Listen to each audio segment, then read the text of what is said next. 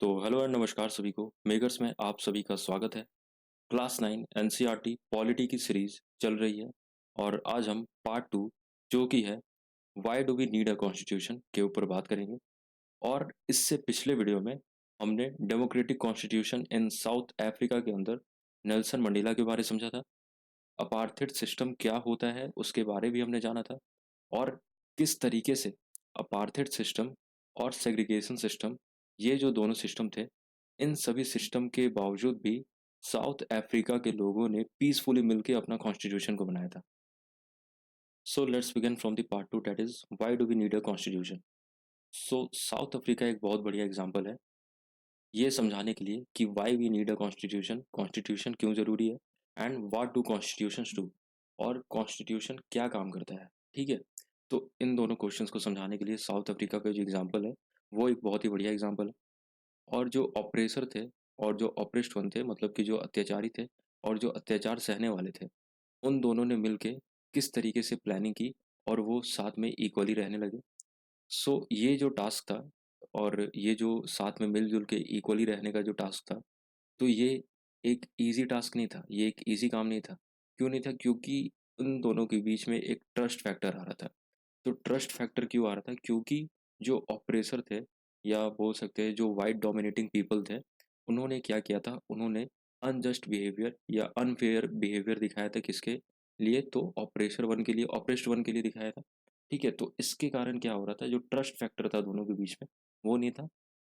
दोनों के बीच में क्या था? बहुत ही डर का ये एक माहौल था, या दोनों के बीच में एक फ़ियर वाला माहौल था। They wanted to safeguard their interest. वो लोग क्या सोच रहे थे? वो लोग अपने इंटरेस्ट को सेफगार्ड करना चाह रहे थे, बचाना चाह रहे थे। और ब्लैक मेजॉरिटी वाले जो लोग थे, वो क्या इंश्योर करना चाहते थे कि democratic principle of majority rule was not compromised. जो डेमोक्रेटिक प्रिंसिपल में जो हम लोगों की मेजॉरिटी रूल होगी, उसको कॉम्प्रोमाइज़ नहीं किया जाए। और ये भी चाहते थे कि जो सोशल और इकोनॉमिक राइट्स है वो लोगों को प्रोवाइड हो। और जो वाइट माइनॉरिटी वाले लोग थे, वो लोग क्या सेफगार्ड करना चाहते थे? तो वो लोग प्रोटेक्ट करना चाहते थे अपने प्रिविलेजेस को, जो प्रिविलेजेस वो लोग एंजॉय करते आ रहे थे, और प्रॉपर्टी को, जो प्रॉपर्टी उनकी थी। तो ये लोग इन दोनों चीज़ों को क्या करना चाह रहे थे? प्रोटेक्ट या सेफगार्ड करना चाह रहे थे। तो एक बहुत ही लंबे नेगोशिएशंस के बाद दोनों पार्टीज़ ने एक चीज़ पे कॉम्प्रोमाइज़ किया। ठीक है, तो किस चीज़ पे कॉम्प्रोमाइज़ किया और किन दोनों पार्टीज़ ने कॉम्प्रोमाइज़ किया? तो वाइट डोमिनेटिंग पार्टीज़ ने और नॉन वाइट पार्टीज़ ने क्या किया? दोनों एक दूसरे से, दोनों ने मिलके क्या किया? कॉम्प्रोमाइज़ किया। तो the whites agreed to the principle of majority rule and that of one person one vote. तो जो वाइट पीपल थे या जो वाइट रूल थी, तो उन्होंने क्या किया? उन्होंने मेजॉरिटी रूल, जो ब्लैक पीपल चाह रहे थे, उस मेजॉरिटी रूल को एक्सेप्ट किया। और उन्होंने बोला कि वन पर्सन वन वोट वाली जो सिस्टम है, या जो यूनिवर्सल एडल्ट फ्रेंचाइजी वाली जो सिस्टम है, उसका जो प्रिंसिपल है वो क्या कहता है? One person one vote and one value. ये जो प्रिंसिपल है यूनिवर्सल एडल्ट फ्रेंचाइजी का, उन्होंने अप्लाई किया। They also agreed to accept some basic rights for the poor and the workers. और बेसिक राइट्स प्रोवाइड किया, या बेसिक राइट्स के लिए एग्रीमेंट किया, किसके लिए? जो भी पुअर पीपल थे और जितने भी वर्कर्स थे उन लोगों के लिए।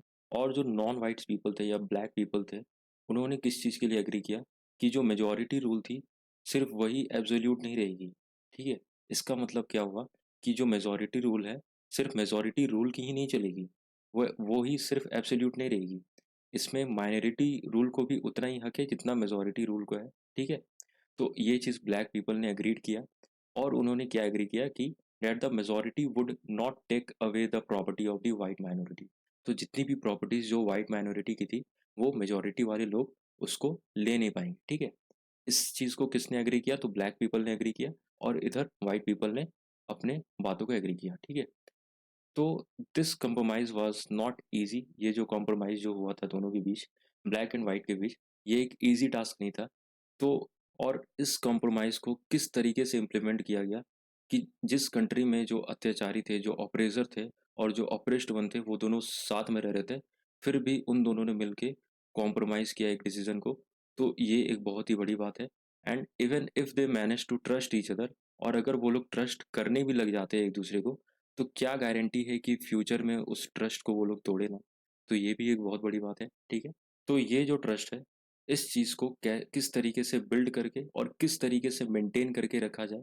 तो इस चीज़ का सॉल्यूशन निकालने के लिए उन्होंने क्या किया, एक रूल तैयार किया, एक ऐसा रूल तैयार किया जो कि वहाँ के जितने भी लोग हैं, उन सभी लोगों को इन रूल्स को फॉलो करना होगा।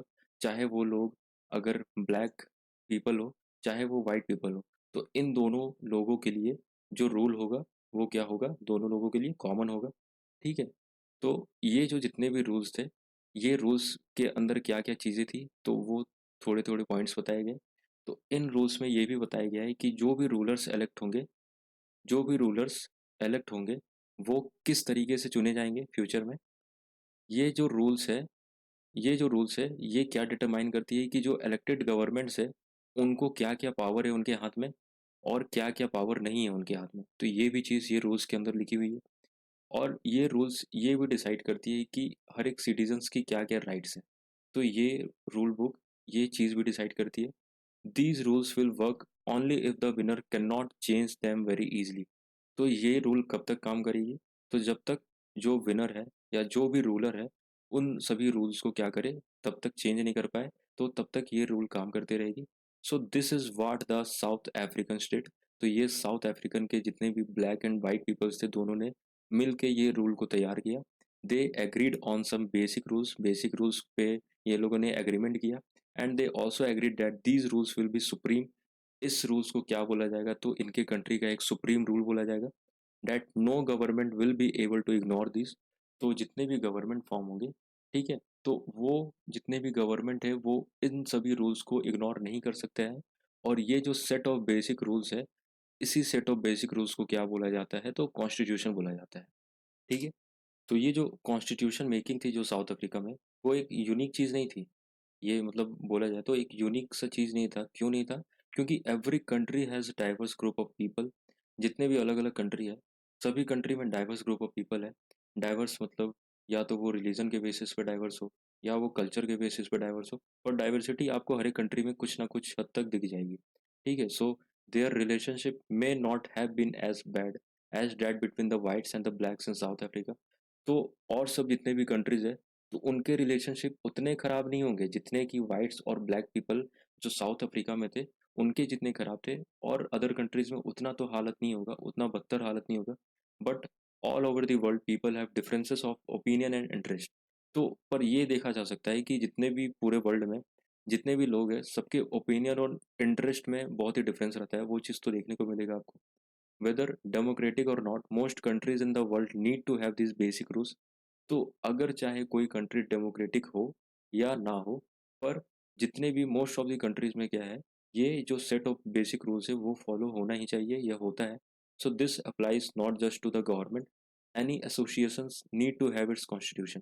तो ये सिर्फ गवर्नमेंट के लिए अप्लाई नहीं होता है, ये ऐसा नहीं है कि सिर्फ गवर्नमेंट ही अप्लाई कर रही है इसी चीज़ को।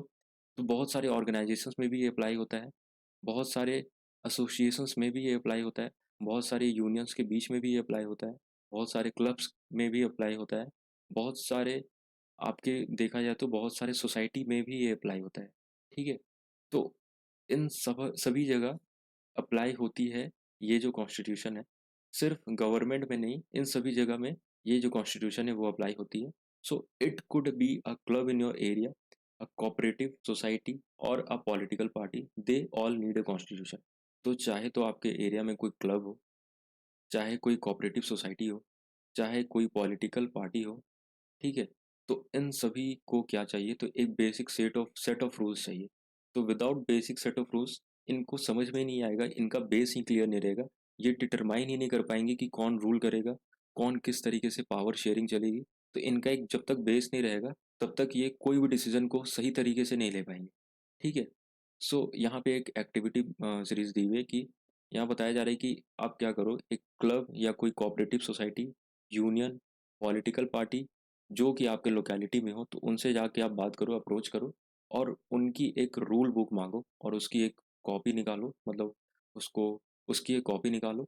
एंड वो जो रूल बुक है उसको बोला जाता है रूल्स ऑफ एसोसिएशन। और उस रूल बुक को आप रीड करो। तो are these rules in accordance with the principles of democracy.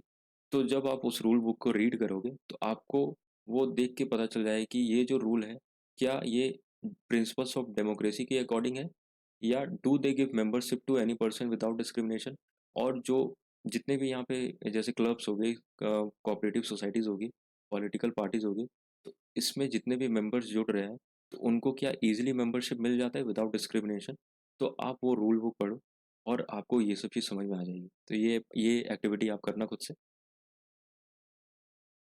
तो इससे हमें ये पता चलता है कि जो कॉन्स्टिट्यूशन ऑफ ए कंट्री है वो क्या है, एक सेट ऑफ रिटन रूल्स है that are accepted by all the people, जिसको सभी लोग सभी सिटीजन्स के द्वारा एक्सेप्ट किया जाता है।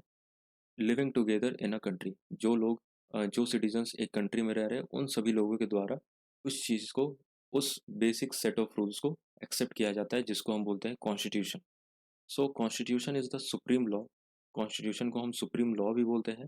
और ये क्या बताता है, तो ये रिलेशनशिप डिटरमाइन करता है among people living in a territory and also the relationship between the people and the government. तो एक पीपल जो एक बाउंड्री के अंदर या एक रीजन के अंदर रह रहे हैं या एक टेरिटरी के अंदर रह रहे हैं, और पीपल और गवर्नमेंट के बीच में जो रिलेशन है उस रिलेशन को भी कौन बताता है, तो कॉन्स्टिट्यूशन बताता है। जो पीपल और गवर्नमेंट के बीच जो रिलेशन है उन दोनों के बीच के रिलेशन को भी कॉन्स्टिट्यूशन डिटरमाइन करता है। तो कॉन्स्टिट्यूशन क्या-क्या चीज़ कर सकता है या कॉन्स्टिट्यूशन की क्या-क्या बेनिफिट्स है, वो यहाँ पे कुछ-कुछ पॉइंट्स दी हुई है। तो पहला है कि it generates a degree of trust. तो ये आपस में एक ट्रस्ट बिल्ड करता है। ये ट्रस्ट किस तरीके से बिल्ड करता है कि चाहे तो किसी कंट्री में अलग-अलग तरह के डाइवर्स पीपल रह रहे हो, पर इन सभी डाइवर्स पीपल को एक ही सेट ऑफ रूल्स को फॉलो करना होगा, जो कि इनका कॉन्स्टिट्यूशन है। तो ये कॉन्स्टिट्यूशन ये बता रहा है कि सबको ही को इक्वली एक ही सेट ऑफ रूल्स फॉलो करना होगा, ठीक है? तो ये डिटरमाइन करता है, तो इससे एक ट्रस्ट बिल्ड बनता है। और ये कोऑर्डिनेट करता है, ये कोऑर्डिनेशन में भी हेल्प करता है, जो कि नेसेसरी होता है डिफरेंट काइंड ऑफ पीपल को साथ में मिलजुल के रखने के लिए, या साथ में मिलजुल के डाइवर्स काइंड ऑफ पीपल रह सके। एंड सेकंड पॉइंट ये बताता है कि it specifies how the government will be constituted, who will have the power to take which decisions. और गवर्नमेंट किस तरीके से काम करेगी और गवर्नमेंट के अंदर किसके पास पावर रहेगा जो कि डिसीजंस को इम्प्लीमेंट कर सके, ले सके। थर्ड ये है कि it lay down limits on the power of the government and tells us what the rights of the citizens are. और ये जो गवर्नमेंट की जो पावर है उसको भी एक हद तक रखता है या उसको भी एक लिमिट तक रखता है। और ये जितने भी सिटीजंस के राइट है उसको अपलिफ्ट करता है या सिटीजंस के राइट को दिखाता है, शो अप करता है, ठीक है। फोर्थ पॉइंट है कि it express the aspirations of the people about creating a good society. ये जितने भी लोग हैं उनके एस्पिरेशंस को हेल्प करता है कि वो एक गुड सोसाइटी को क्रिएट कर सके, ठीक है। तो कॉन्स्टिट्यूशन इन चारों पॉइंट्स को हमें क्लियर करवाता है, इन चारों पॉइंट्स को हमें बताता है। फिर है कि all countries that have constitution are not necessarily democratic. तो आप और भी बहुत सारे कंट्रीज का एग्जांपल्स ले सकते हो जो कि डेमोक्रेटिक नहीं है, but all countries that are democratic will have constitution. पर जितनी भी डेमोक्रेटिक कंट्रीज है सभी के पास कॉन्स्टिट्यूशन है। After the war of independence against Great Britain and the American, तो ग्रेट ब्रिटेन और अमेरिकन के बीच जो इंडिपेंडेंस का वॉर हुआ था, तो उसमें अमेरिकन ने अपने लिए या अपने को कॉन्स्टिट्यूशन प्रिपेयर करके दिया था अपने आप को। आफ्टर द रिवॉल्यूशन, जो फ्रेंच रिवॉल्यूशन हुआ था उसमें फ्रेंच पीपल ने एक अपने लिए डेमोक्रेटिक कॉन्स्टिट्यूशन अप्रूव करवाया था और फ्रांस में एक डेमोक्रेटिक कॉन्स्टिट्यूशन लाया था। Since then it has become a practice in all democracies to have a written constitution. तो उसी टाइम से ये सभी कंट्री में या जितने भी डेमोक्रेटिक कंट्री में ये चीज़ का प्रैक्टिस चालू हो गया था कि वो एक रिटन कॉन्स्टिट्यूशन अपने कंट्री को प्रोवाइड करवाए। और यहाँ पे एक क्वेश्चन दिया हुआ है, ये जो बच्चा है ये बोल रहा है कि दिस इज़ नॉट फेयर। अगर किसी कंट्री की आइडियल पहले से इस्टेब्लिश है तो what was the point in having a constituent assembly in India. तो कॉन्स्टिट्यूएंट असेंबली इन इंडिया की क्या ज़रूरत पड़ी, कॉन्स्टिट्यूएंट असेंबली की क्या ज़रूरत पड़ेगी इंडिया में, ठीक है। जब जब अगर बेसिक्स हम लोगों का पहले से ही डिसाइड था तो कॉन्स्टिट्यूएंट असेंबली का वहाँ पे क्या काम था। तो अगर आप कॉन्स्टिट्यूएंट असेंबली इन इंडिया के बारे और भी थोड़े डिस्क्रिप्शन में जानना चाहते हो तो आपको basics of the Indian constitution के बारे समझना होगा, जो कि मैंने उस चीज़ का वीडियो बना के अपलोड किया हुआ है। तो आप ये वीडियो चेक कर सकते हो।